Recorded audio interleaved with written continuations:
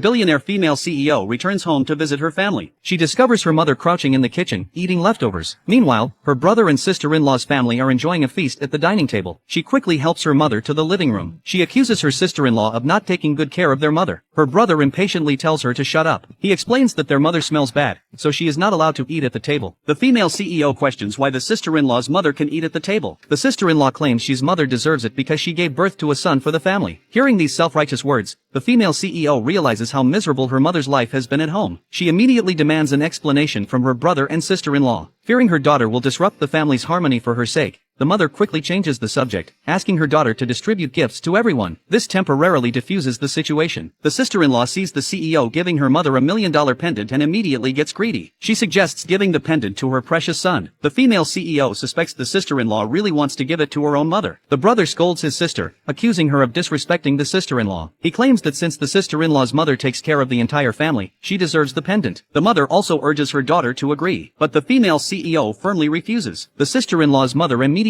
changes her attitude. She sarcastically says that the CEO's mother does nothing all day and can't even take care of a child, clearly born to live a life of luxury. These words completely enrage the female CEO. She declares that they all eat and live off her money, and if they don't like it, they can get out. The sister-in-law's family immediately starts acting. The sister-in-law's mother pretends to stop the argument, hypocritically saying it's all her fault and she'll leave the house immediately. Seeing this, the CEO's mother quickly tries to calm the situation. The sister-in-law also pretends to admit her mistake, saying she'll leave with her mother. The son, hearing his mother wants to leave, starts crying and begging her not to go. The brother, seeing the chaos, accuses the female CEO of bullying his wife and tells her to take their mother and leave. The female CEO responds that she bought the house, so if anyone should leave, it should be them. That night, back in her room, the CEO is shocked to find her mother's hands full of cracked skin from washing clothes. She then discovers that her jewelry is missing. Enraged, she immediately goes to confront her brother and sister-in-law. At that moment, the sister-in-law is proudly playing with the jewelry, plotting with her husband to take over the villa. The husband says if the sister doesn't agree, he threatened his mother's life. Seeing her brother and sister-in-law's ugly faces, the female CEO decides to teach them a lesson. The next day, the CEO finds her brother and sister-in-law and pretends not to know anything, saying her jewelry is missing and she's going to call the police. The brother immediately jumps up, explaining that the sister-in-law was just using the jewelry since they're all family, so it's the same no matter who wears it. He then seizes the opportunity to bring up the ownership of the house, asking his wife to call their mother over to discuss transferring the house to him. Since the female CEO refuses to transfer the house to her brother, he and his wife threaten their mother's life, saying if she doesn't agree, their mother will never have a good life again. With no other choice, the CEO pretends to agree. Unexpectedly, the sister-in-law complains that the house is too old and plans to have the CEO buy them $1 million